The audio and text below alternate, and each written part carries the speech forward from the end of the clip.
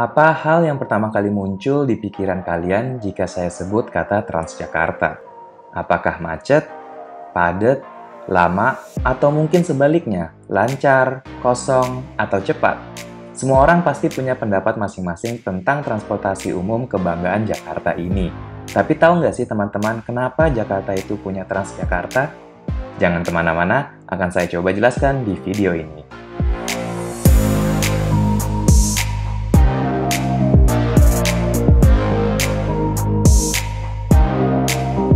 Sudah tidak asing lagi bahwa ibu kota yang kita cintai ini sudah sering sekali dinobatkan sebagai salah satu kota termacet di dunia.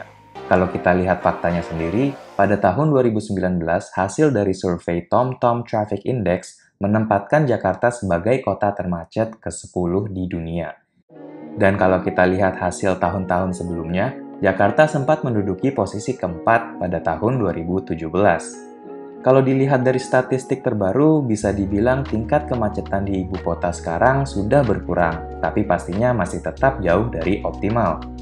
Sejak kehadiran Transjakarta pada tahun 2004, warga Jakarta memiliki opsi tambahan untuk menjalankan perjalanan mereka dari satu titik ke titik lainnya.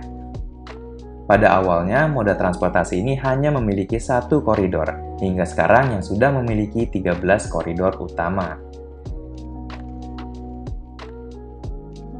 Kalau kita kutip dari Paman Wiki, secara teknis, Transjakarta adalah sistem transportasi BRT atau Bus Rapid Transit pertama di Asia Tenggara dan Selatan. Sistem ini didesain berdasarkan sistem Transmilenio yang berhasil beroperasi di Bogota, Kolombia, di mana bis umum memiliki jalurnya sendiri dan yang kita kenal sekarang sebagai busway. Kita pun sebagai warga negara Indonesia bisa bangga juga loh bahwa Transjakarta ini adalah sistem BRT dengan jalur lintasan terpanjang di dunia loh teman-teman. Apalagi belum lama ini Transjakarta telah mendapatkan penghargaan 2021 Sustainable Transport Award yang diberikan dari The Institute for Transportation and Development Policy. Tujuan adanya Transjakarta ini adalah tidak jauh dari mengatasi masalah kemacetan yang sudah cukup parah di ibu kota Jakarta. Dan ternyata belakangan ini mendapatkan banyak tanggapan positif dengan adanya sistem BRT ini. Di samping mengatasi masalah kemacetan, Transjakarta juga membuka lowongan pekerjaan dengan adanya penambahan armada, halte, dan rute-rute baru yang terus dikembangkan.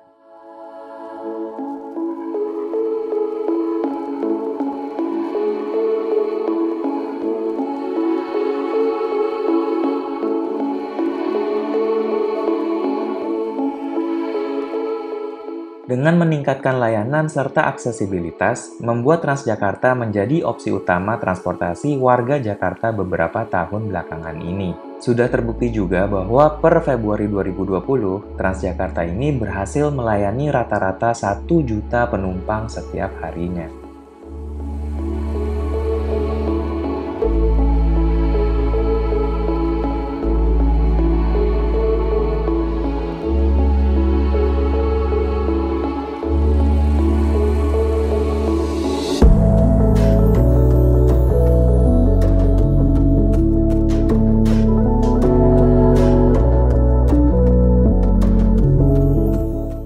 Apalagi sekarang sudah ada juga teman-teman lainnya seperti komuter line, MRT, Mikrotrans, dan juga LRT yang sedang dibangun ini akan membuat semua itu lebih efisien.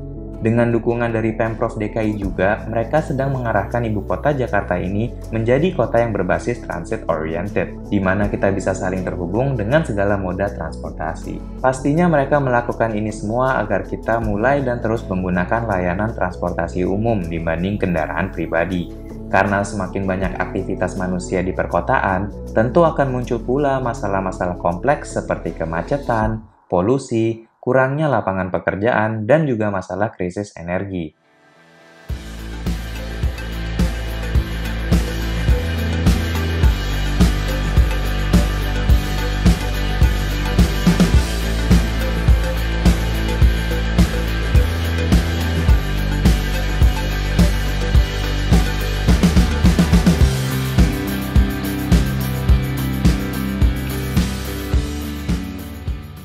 Transjakarta tidak sepenuhnya menjadi solusi dari masalah yang dimiliki Jakarta.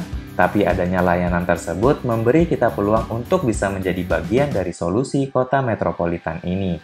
Dengan tarif yang baru 1 kali naik semenjak pertama kali beroperasi, membuat Transjakarta ini moda transportasi yang sangat terjangkau bagi semua kalangan.